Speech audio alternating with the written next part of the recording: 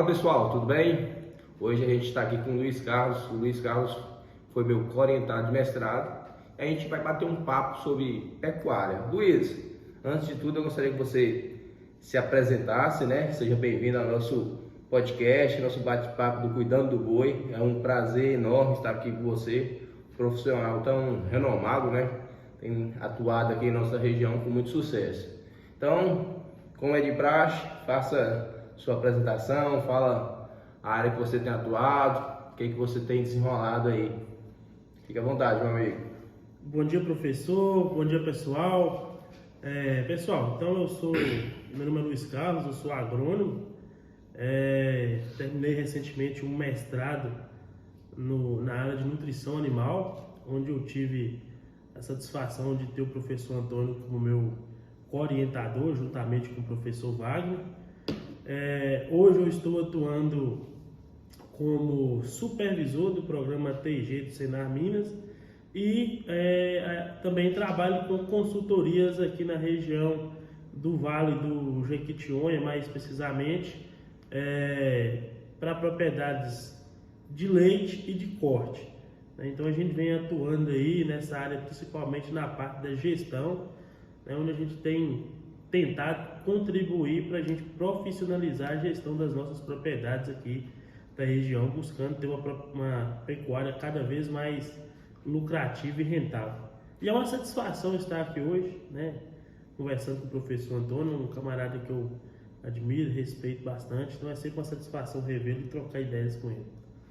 Não, beleza, acabei que eu nem me apresentei também, né? Eu sou o professor Antônio Eustáquio, sou professor do quadro permanente do Instituto Federal do Norte de Minas Gerais. E aí a gente está com esse podcast aqui da nossa empresa Júnior, Cuidando do Boi. Luiz, como você já tocou no assunto, né? Quais os principais entraves hoje que os pecuaristas têm encontrado para obter sucesso? Você já tocou no assunto aí da gestão. Seria principalmente a gestão ou a gestão seria das bases que deve ser melhorada pelo pecuarista? O professor, hoje eu vejo que a gestão para a nossa região onde a gente atua, ela tem sido o principal entrave, sido um dos principais gargalos, porque a gente vem de uma situação na onde o pecuarista geralmente ele tem poucas métricas que permitem para ele avaliar os resultados da propriedade, avaliar os cenários ao qual ele está inserido e tomar decisões. Então o pecuarista ele sempre fica refém das situações externas, das suposições, refém do ambiente que ele não consegue ter uma tomada de decisão assertiva que direcione ele a melhorar os seus processos. Então a gente vê sempre o camarada reclamando do preço do boi, mas ele não tem uma base de dados que permite para ele avaliar como que está sendo a produtividade da fazenda, como que está sendo a rentabilidade da fazenda. Então fica meio que um especulador pecuário. A gente sai meio que do ramo da pecuária profissional e produtiva e passa a ser meio que um especulador pecuário. Então hoje eu vejo que a gestão profissional ela é o segredo para que a gente possa fazer essa transição para uma pecuária sustentável e principalmente lucrativa. Ô Luiz, se você fosse elencar, os 5 principais pontos que os pecuaristas que desejam, que almejam ter sucesso, devem priorizar em ordem de importância, quais seriam os que você recomendaria ou indicaria para eles darem uma atenção especial? O primeiro ponto eu vejo assim é conhecer o negócio, conhecer o negócio fazenda. Isso é um dos pontos extremamente importantes, que a gente vê que tem muita gente que está no ramo, mas que não conhece o negócio fazenda. Então esse é o primeiro ponto. Segundo ponto, quando eu tenho um empreendimento, quando eu estou buscando um empreendimento, realizar um empreendimento, é muito importante que a gente esteja associado a pessoas que vão nos orientar no decorrer dos processos. Então, uma consultoria de qualidade eu vejo que é um dos pontos extremamente importantes dentro do negócio fazenda. Um outro ponto extremamente importante que eu vejo que muito pouca gente tem, diz respeito à questão do planejamento, né? A gente vê que o camarada ele entra no negócio fazenda por acaso e vai tocando, sem planejamento, sem metas, sem objetivos. Então, se eu não tenho um planejamento, se eu não tenho uma meta, eu não sei aonde eu quero chegar, né? Se eu não sei aonde eu quero chegar, tudo pode ser bom e tudo pode ser ruim. Então, é um dos pontos extremamente importantes. O quarto ponto vem a própria questão da gestão, né? Eu tenho um planejamento, eu preciso ter uma boa gestão para poder saber se aquelas metas, aqueles objetivos que eu tracei, se eu estou conseguindo chegar naquele ponto ali, né? Em cima daquele planejamento, se eu tenho uma boa gestão, vou conseguir saber se o que está sendo executado está dando resultado, se não está, o que a gente pode mexer para corrigir, o que precisa ser feito para corrigir.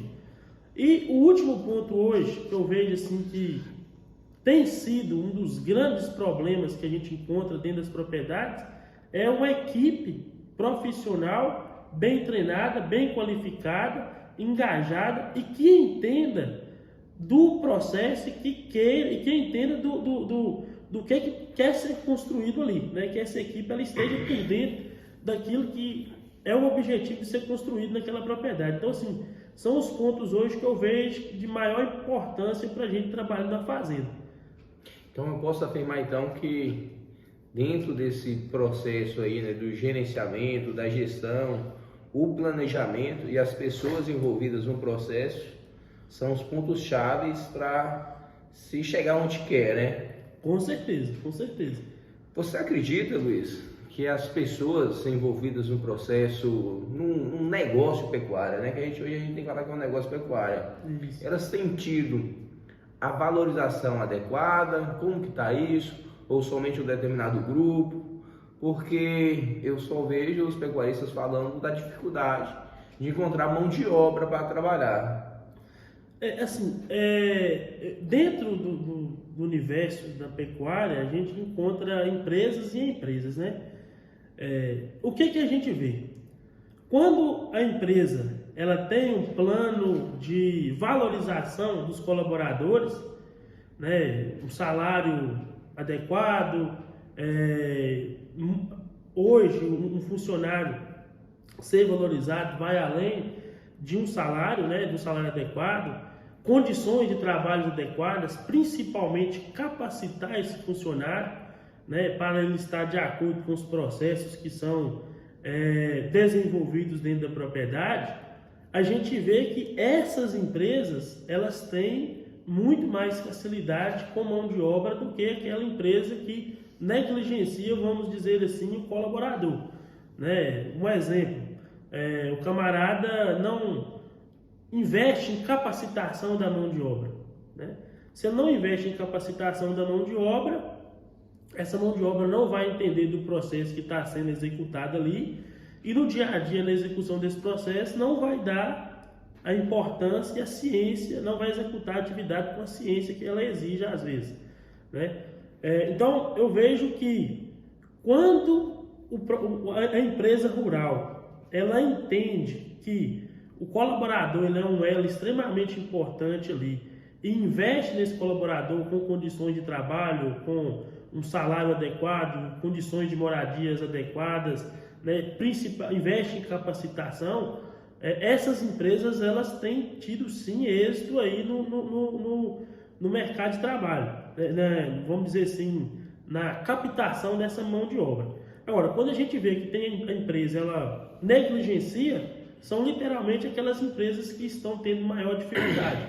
E um outro ponto extremamente importante que eu vejo hoje é investir em tecnologia que visam otimizar a mão de obra, né? Otimizar o tempo, investir em organização, em gestão de tempo dentro da fazenda para otimizar o tempo desses colaboradores, investir em mecanização, visando a gente ser mais eficiente na produção dessa mão de obra, são pontos aí fundamentais para a gente lidar com essa dificuldade que tem sido a mão de obra, né?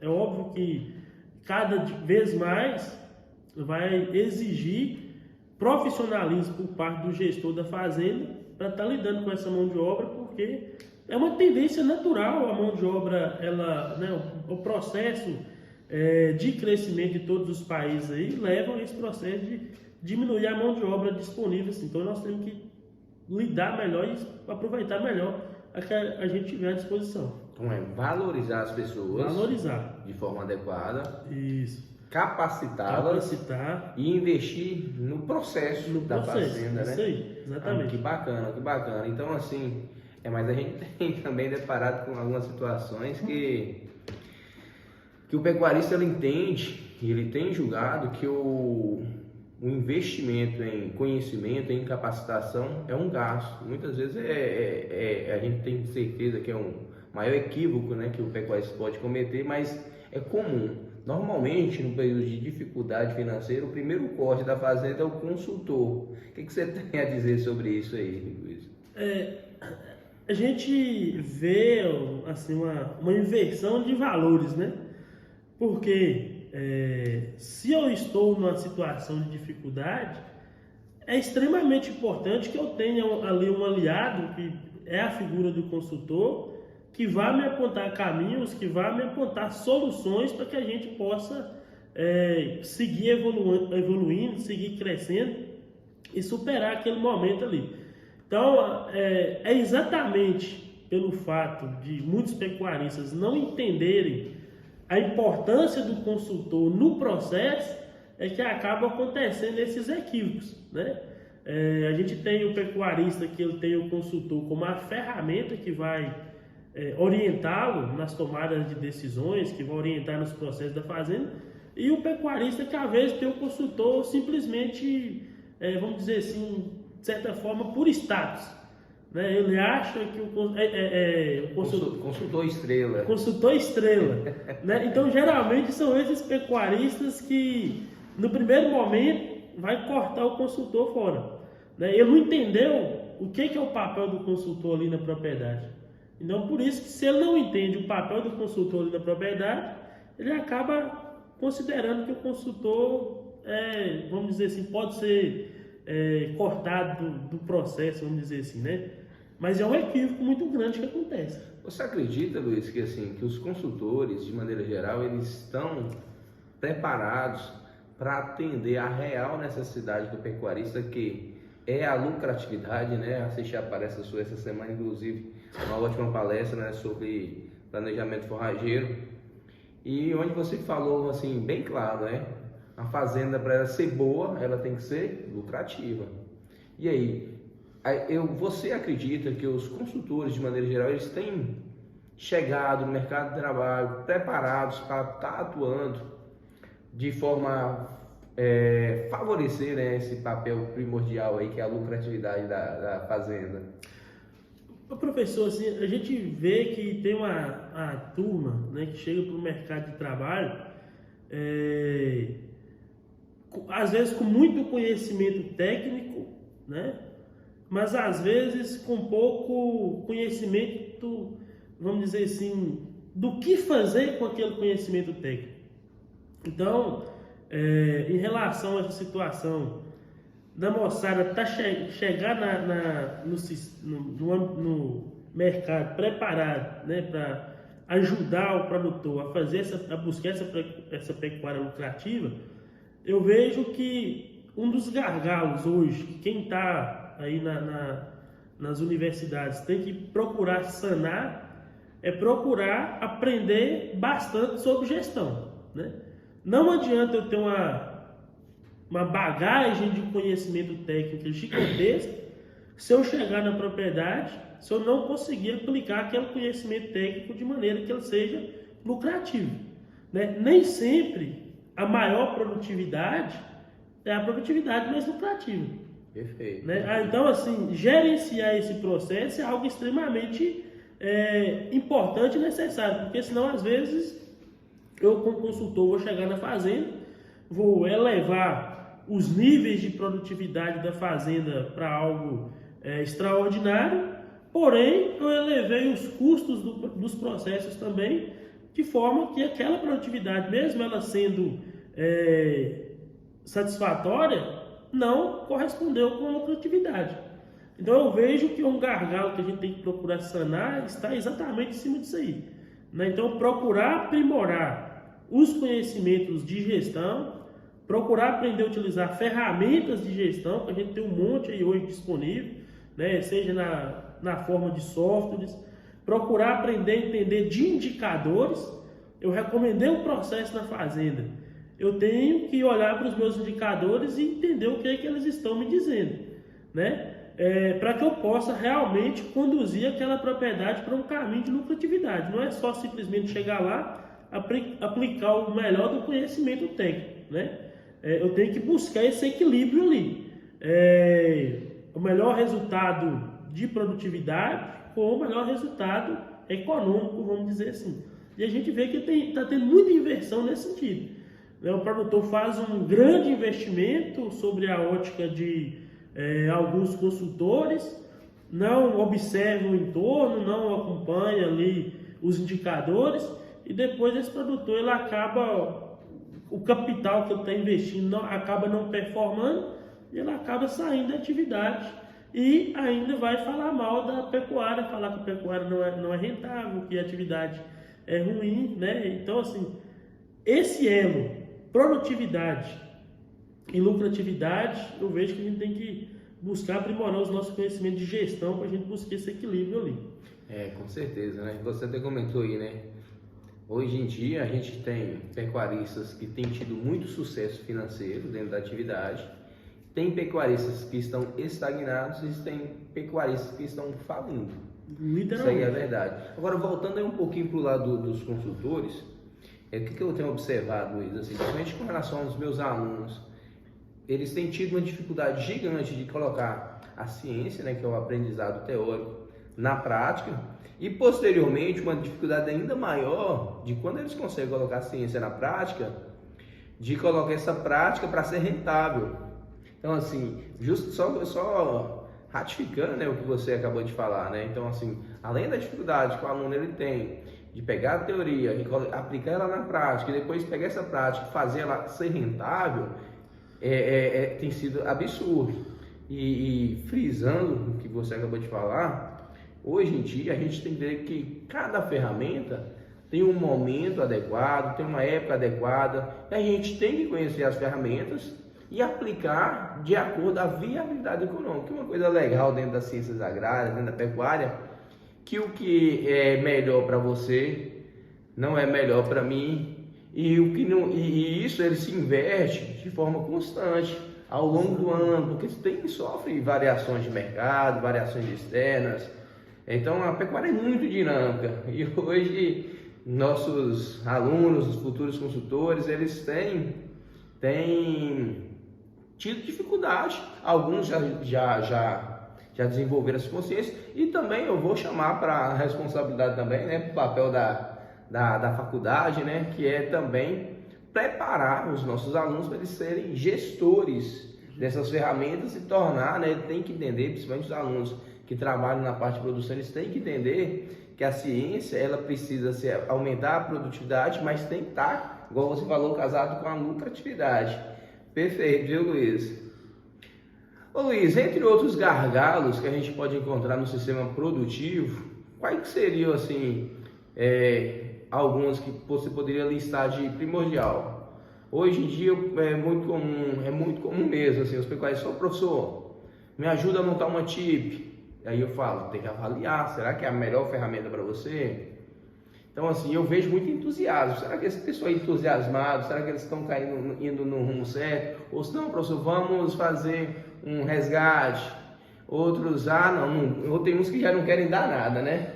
Eles vão ali, pegam o mineral, diluem bastante sal branco para diminuir. E aí, comenta um pouco sobre as limitações técnicas dentro da fazenda. Eu posso só fazer um adendo aqui Fica à vontade, nessa questão da... Um conselho que eu quero deixar aqui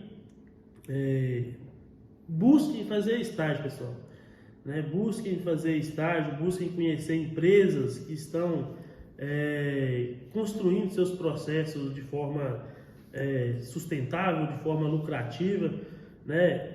Seja na região, mas principalmente fora da região. Então, assim, viajar.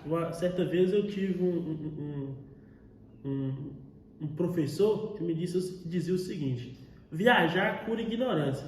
Eu concordo muito com isso. Então, buscar viajar, buscar conhecer empresas. A gente, quando está estudando, a gente fica muito naquele negócio, estágio remunerado. Não, gente, busque estágio pelo conhecimento, né? Então, procure empresas rurais que estejam tendo sucesso nos seus processos, para que a gente possa aprimorar aí os nossos conhecimentos de como o conhecimento da universidade ele vai ser aplicado na prática, no dia a dia. Isso aí é muito importante. Voltando à situação que você colocou dos gargalos, professor, são inúmeros os gargalos que a gente tem aí, né? Mas eu vejo que um dos gargalos, a falta de gestão é um gargalo gigantesco, né? A não compreensão do negócio, o que a pessoa quer do negócio, é outro ponto assim que a gente vê que leva a pessoa por caminhos às vezes equivocados, né? De não saber o que eu quero na minha propriedade. Talvez o camarada, na propriedade dele, simplesmente ele tem outra atividade lucrativa fora, que ele quer a fazenda ali, literalmente como um hobby. Só abrindo um parênteses assim, Luiz, é perfeito esse comentário. É tanto que muita gente procura a gente, querendo a consultoria, querendo assistência técnica, só que aí o camarada, a princípio, ele fala que ele não está preocupado com a rentabilidade, que ele quer investir. Só que nós sabemos também que quando você não preocupa com a rentabilidade, esse hobby se torna um hobby caro, né? E aí aquilo ali, depois de 1 ano, 2 anos, a conversa ela muda, pode dar sequência também. Exatamente, esse é o problema, né? O camarada ele não sabe o que ele quer. Não, o dinheiro não é o problema. Ele começa a investir, ele começa a fazer coisas equivocadas. Um exemplo, um equívoco muito grande que a gente vê nas propriedades: muito dinheiro empatado em estruturas, né, desnecessárias para a propriedade, que é um capital que ele está ali empatado, ele está imobilizado, e ele não vai rentabilizar em cima do processo produtivo, né? Então, às vezes a gente vê o camarada, ele vai construir uma estrutura de fazenda, ele opta por um curral, não que vai ser o mais funcional, não que vai ser o que vai facilitar o melhor processo da fazenda, mas ele opta por um modelo de curral para satisfazer o ego dele, para satisfazer, vamos dizer assim, o status, né?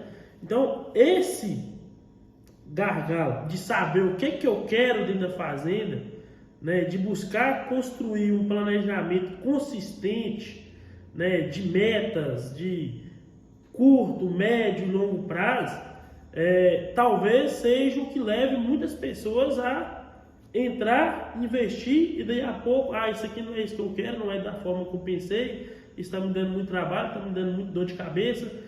Se eu pegar o dinheiro, recentemente eu ouvi de um camarada dessa forma: não, se eu pegar esse dinheiro meu que está empatado aqui e botar lá na minha construtora, ele vai me dar X por ano e eu estou aqui só tendo dor de cabeça e raiva. Mas por quê? Começou equivocado, né? Então, vai começar um projeto agropecuário, procure conhecer o processo, procure saber se realmente aquilo que eu quero, né, para a minha vida, é aquilo que eu quero. Procure entender da atividade, viajar, conhecer outras empresas de sucesso, isso é muito importante, né? E buscar sempre o seguinte: eu tenho que fazer de forma que seja economicamente viável, porque se não for, ao longo do tempo, uma hora ou outra, esse camarada vai acabar desistindo, vai acabar ficando desestimulado a continuar com a atividade. É aquela famosa frase, né? Onde eu estou, para onde eu vou e como eu vou, né? Exatamente. Então, assim, basicamente o segredo, né, do sucesso seria isso, né? Isso é o planejamento. Exatamente. Mas que bacana, viu? Ô Luiz, outra coisa que a gente escuta muito é falar que um outro gargalo muito grande é a questão das pastagens, né? Falar que muitas vezes o pecuarista não sabe manejar as pastagens, não sabe escolher a pastagem adequada, normalmente é por modismo, normalmente é por vaidade, não por realmente pelo que ele precisa, né, o que ele almeja, né, para o sistema produtivo. Isso é verdade? O que você tem observado isso aqui em nossa região? Eu considero assim como sendo hoje um dos grandes problemas, né, que nos impede de atingir melhores patamares de produtividade. Mais uma vez a gente volta lá naquele ponto, né? Antes de buscar uma variedade, buscar um tipo de pastagem, eu preciso conhecer a região, eu preciso conhecer muito bem a minha propriedade, né, para não saber qual que é o tipo de gramínea adequada para aquele ambiente, para aquele microambiente. Então é muito importante a gente ter essas informações. Com esse conjunto de informações, primeiro ponto que nós precisamos entender: pasto é uma cultura, e uma cultura altamente exigente, né? Uma cultura de um manejo extremamente complexo, né? Então, assim, buscar a ajuda de um profissional que vá me orientar durante o processo ali é um ponto fundamental. Eu considero a pastagem como sendo um dos maiores patrimônios que o camarada tem ali na propriedade, né? Então, se esse é o meu maior patrimônio, é nele que eu preciso colocar a maior parte das minhas atenções, né? Investir adequadamente, de acordo com o que a cultura exige, entender qual é a cultura de manejo difícil. Então, existem algumas ferramentas de manejo de pastagem que a gente não pode abrir mão, né? Conhecer bem a gramínea que a gente vai trabalhar, né? Qual que é o manejo específico, cada gramínea tem um manejo específico. Então, assim, um dos primeiros pontos hoje, né, para a gente sair vamos dizer assim, dessa improdutividade que a gente tem hoje nas propriedades, muito refém das pastagens, é buscar uma orientação técnica de como a gente deve agir ali, mediante a condução desde lá do processo inicial de formação da pastagem. Preparar o meu solo de acordo com a exigência da minha gramínea, utilizar a gramínea não porque eu goste mais ou menos, mas aquela que está adequada para a minha realidade, né? Às vezes a gente chega na propriedade, vamos dar um exemplo aqui: não, nós temos que trabalhar com esse capim.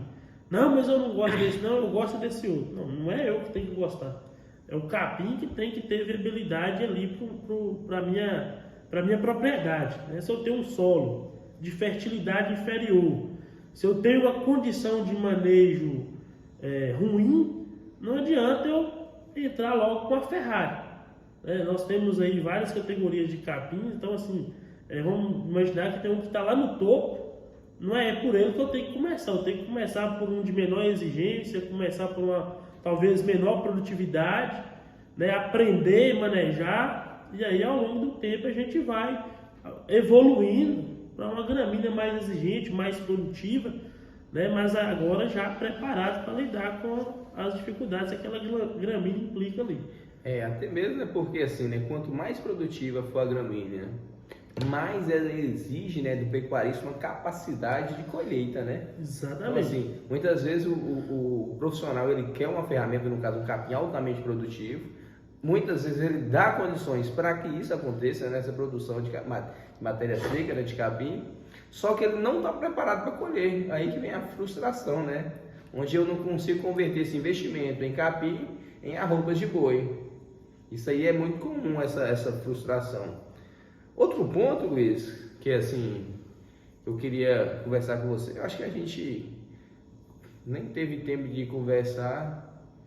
Foi a última vez que a gente conversou sobre isso foi na defesa sua, né, de mestrado. Como eu falei no início, né, o Luiz foi meu orientado de mestrado e a gente fez um trabalho muito interessante sobre o uso de palma forrageira, né, na alimentação de vacas leiteiras. Comenta um pouquinho aí dos resultados do seu trabalho, se foi interessante, se não foi interessante, quais as vantagens de estar utilizando a palma, ou as desvantagens, as dificuldades, se você recomenda, se não recomenda. Eu acho que é importante a gente valorar, né, todo aquele esforço que você fez durante seu mestrado.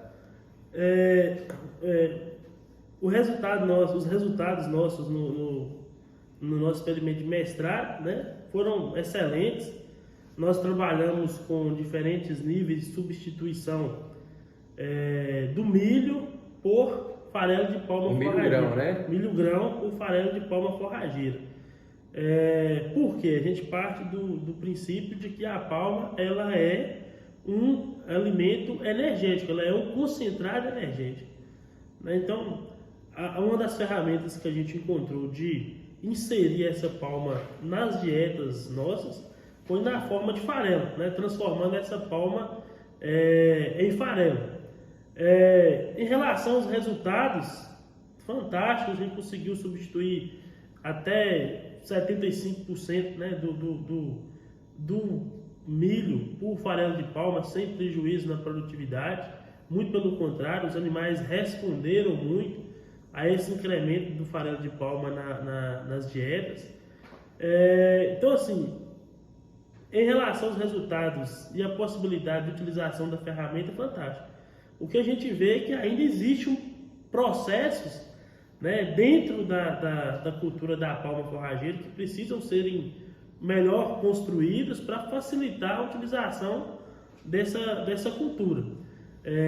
A mecanização é uma necessidade, né? O próprio processo de produção do farelo. A gente precisa de algumas tecnologias para que facilite o processo de produção do farelo.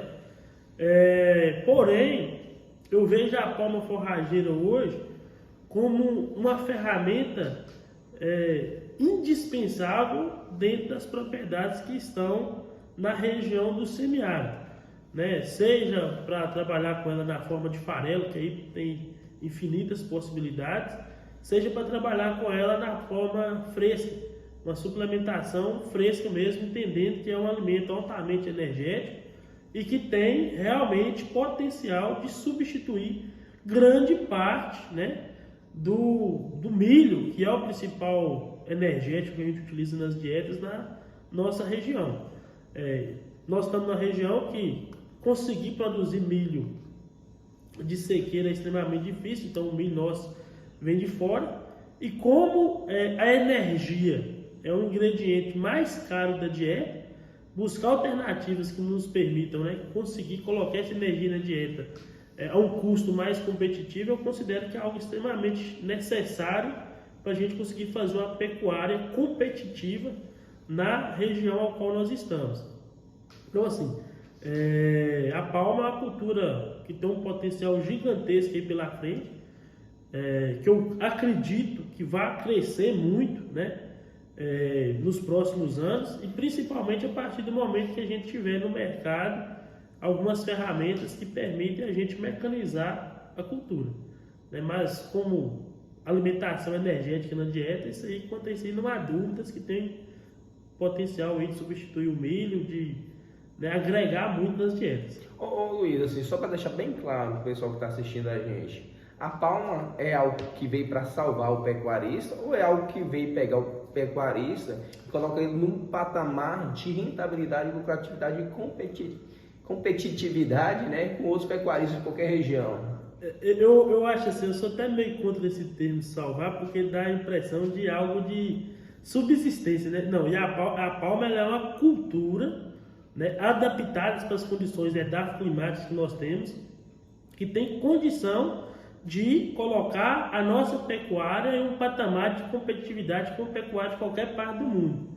Então, eu vejo que não é salvar, é permitir, né, esse avanço para uma próxima etapa, porque eu acredito muito que nos próximos anos a pecuária brasileira ela tende a expandir para as regiões semiáridas, né? A partir do momento que o pessoal, os pecuaristas entenderem o potencial que o semiárido tem, né, e as ferramentas que nós temos disponíveis, entre elas a palma é uma ferramenta extraordinária, nós temos condição de fazer uma pecuária aqui no semiárido, seja de leite, seja de corte, competitiva com qualquer parte do Brasil e até do mundo, vamos dizer assim. Perfeito, viu, Luiz? Inclusive você está reforçando, né?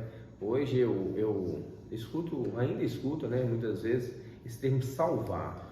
Eu, de maneira geral, enquanto professor, eu tenho trabalhado com meus alunos, enquanto consultor, eu tenho trabalhado com os pecuaristas com o intuito de viabilizar e rentabilizar e dar uma vida digna para o pecuarista, até mesmo porque a sustentabilidade do negócio pecuário depende da rentabilidade. E quando a gente fala salvar, poxa, é complicado, né? Fica aquele negócio de subsistência. Será que só eu ser salvo me dá uma dignidade enquanto pecuarista? Vai fazer eu ter o orgulho do agro? Então, assim, eu acho que hoje não, eu acho não.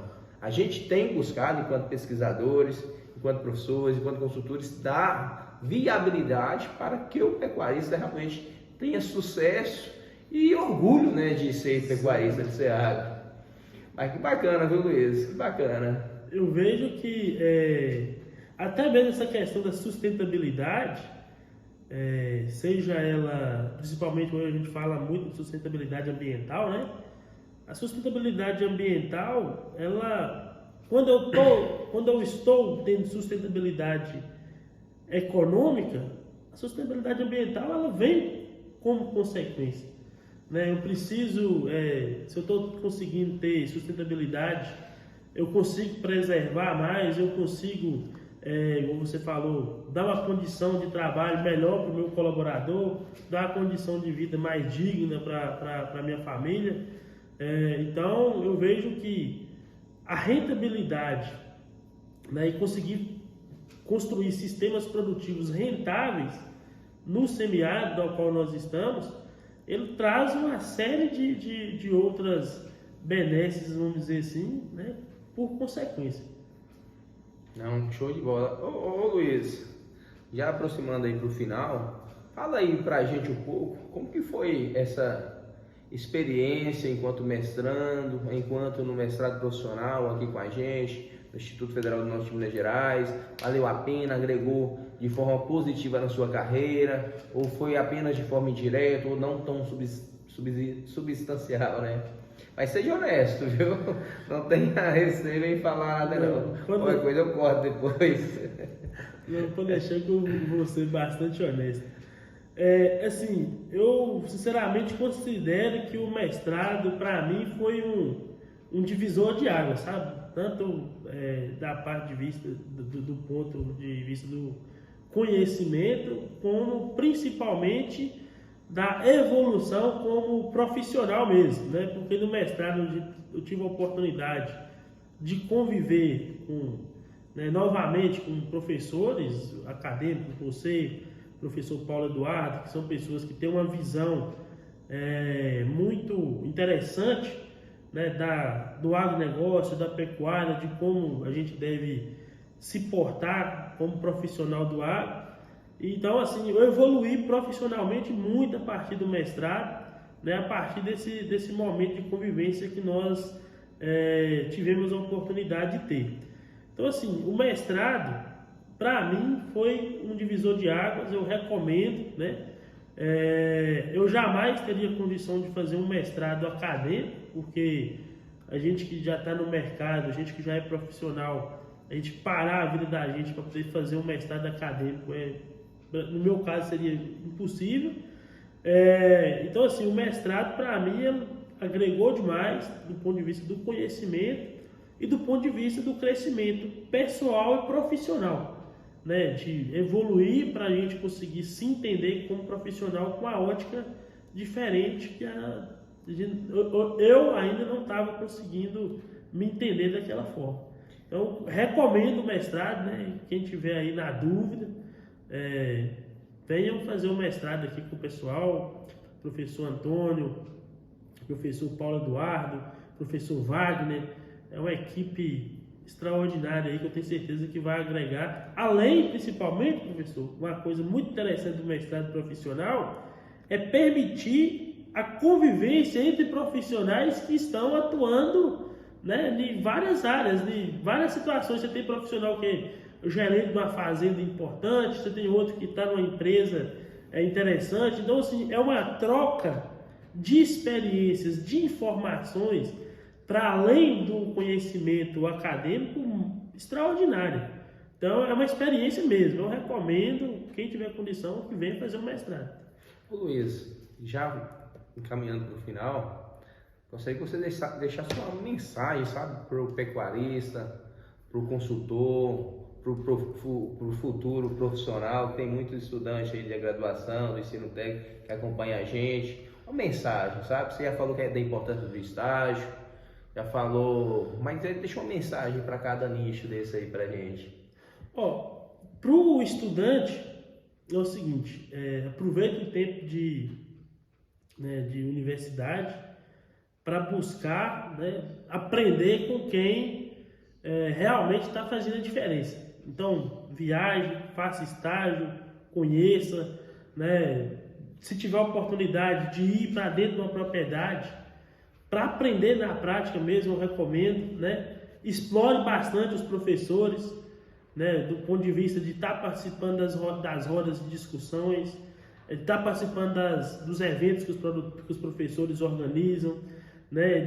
Dos projetos de pesquisa, que são muito importantes, né? Seja o projeto de extensão rural, seja o projeto de iniciação científica. Então, procurem aproveitar esse tempo de universidade para muito além do que está escrito lá na emenda das disciplinas, né? Tem uma emenda da disciplina lá, mas procure explorar esse tempo para muito além daquilo ali, para muito além do obrigatório. O melhor profissional é aquele que buscar, né, uma gama de conhecimento que não vai estar lá na emenda do curso, vamos dizer assim. E para o pecuarista, eu vejo que, né, nós estamos num ponto aí decisivo. Está caminhando cada vez mais para sobreviver no ramo da pecuária o pecuarista que entender a propriedade como um negócio, né, que entender a atividade como uma empresa, e que ele realmente compreender que o negócio pecuário, se ele não for lucrativo, ele não vai ter sustentabilidade. Quer um exemplo? Claro, a gente vê muito a sucessão familiar. Muito difícil que não haja sucessão familiar no negócio que seja lucrativo. Agora, é extremamente difícil fazer sucessão familiar no negócio que não tem lucratividade. Então, assim, até nesse caminho, né, nesse sentido da gente estimular as próximas gerações a trabalharem com a pecuária, às vezes a pessoa constrói um patrimônio ao longo dos anos e depois as novas gerações não vão dar prosseguimento, encarar a atividade com profissionalismo, não tem como. Então, o pecuarista que ele não entender que a atividade dele precisa profissionalizar, infelizmente, é um camarada que está condenado aí, ao longo dos anos a sair fora do ramo. Uma coisa que é comum, né, em várias regiões, é o pecuarista que como o Miguel Cavalcante fala, né, carregador de arruela, né, aquele que está ali dentro do curral, vai lá buscar a vacina, vai lá buscar o medicamento, vai consertar a cancela e tudo. E hoje a gente precisa mudar o perfil, né, desse profissional. O pecuarista tem que tem que entender no negócio pecuário, ele tem que comprar bem, vender bem, ele tem que ter bons relacionamentos e tem que deixar que o sistema por si só funcione bem, porque ele tem uma equipe capacitada, né, justamente como você falou, né, o processo e as pessoas. Isso quer ver uma coisa que hoje, nesse momento que nós estamos, está fazendo uma diferença gigantesca, é o entendimento que o pecuarista tem do mercado, né? Nós estamos num momento do mercado que eu considero um momento de oportunidades. Para quem quer entrar na pecuária, o momento é agora, a oportunidade é agora. Para quem quer investir na pecuária, a oportunidade é agora, né? E a gente, na grande maioria das vezes, aí, o que a gente está vendo é o pessoal só reclamando, mas como não tem essa compreensão macro, né, do que é o negócio, do que é o mercado da pecuária, né, não está conseguindo enxergar aí as oportunidades. Aí o que está acontecendo nesse momento? Grande parte dos pecuaristas estão cortando investimentos dentro da propriedade, cortando despesa. E às vezes existe uma grande diferença entre aquilo que é gasto e aquilo que é investimento, não tem essa compreensão, né? Para de investir na suplementação adequada no rebanho, para de investir no melhoramento genético. Lá na hora que o mercado virar, aí é a hora de correr atrás, né? Mas aí já está no momento que quem preparou agora é que vai surfar a onda. Isso aí então, é delicado, viu, Luiz? Eu vejo o pessoal reclamando, e às vezes o camarada não sabe nem por que ele está reclamando. Ele fala assim, o preço da arroba caiu muito, realmente caiu, só que ele não está olhando a margem, né? Teve um amigo meu que falou assim, professor e tal, não sei o que, pôs culpa em governo, pôs culpa em todo mundo, a única que não era culpado era ele, né? Mas o negócio dele, assim, ele está com os animais na fazenda, os animais vão demorar de ficar prontos. Assim, substancialmente, para ele não mudou nada. Porque os animais estão lá. Ele não vai vender por agora. E ele está já com raiva, preocupado com uma coisa de um preço que nem seria o preço dele agora. Eu vejo assim, o momento agora, né? Porque a moeda, pelo menos eu encaro dessa forma, a moeda do pecuarista é a arroba. Né? Então o momento agora é o pecuarista buscar aumentar o seu estoque de arrobas na fazenda, né? Aumentar as arrobas produzidas, seja investindo no melhoramento das pastagens, investindo no melhoramento genético, para na hora que a gente vier o ciclo de alta do mercado, eu ter lá meu estoque de arrobas para a gente poder conseguir aproveitar o momento. Já tem umas perspectivas que falam, né, daqui 2 anos e meio, 3 anos, pode chegar a ter R$400 a arroba do boi. Então assim, acredito eu, né, que você concorda comigo, o camarada que ele comprou caro e ele precisa desfazer do estoque porque está descapitalizado, ele realmente está no prejuízo. Agora o camarada que ele comprou caro, a melhor estratégia que ele pode fazer é o quê? Ele converter, né? Tá com os animais terminando agora, os animais já estão prontos. A gente não tem que ficar segurando o animal pronto no pasto, no confinamento. Converter esses animais em arroba de bezerro. Aí eu aumento em termos quantitativos, continuo trabalhando esses animais e daqui 2 anos, 3 anos, onde eu vou estar num momento de alta, eu vou ter uma quantidade de animais muito maior e uma quantidade de arrobas muito melhor, um preço muito melhor. Então assim, como você disse, de forma assim esplêndida, né? É uma oportunidade, mas só enxerga oportunidade quem não está o tempo todo reclamando. Exatamente. Mais uma vez nós voltamos lá naquele ponto inicial da nossa discussão. Aí a importância de entender o processo, entender o negócio, né? E buscar o conhecimento, seja na forma de uma consultoria. Hoje o conhecimento está tão dinâmico e tão disponível, né? Você entra no Instagram, tem lá um especialista em mercado, perfeito, fazendo as suas projeções, apontando as tendências de mercado, mas a gente está lá fechado dentro do mundinho nosso ali.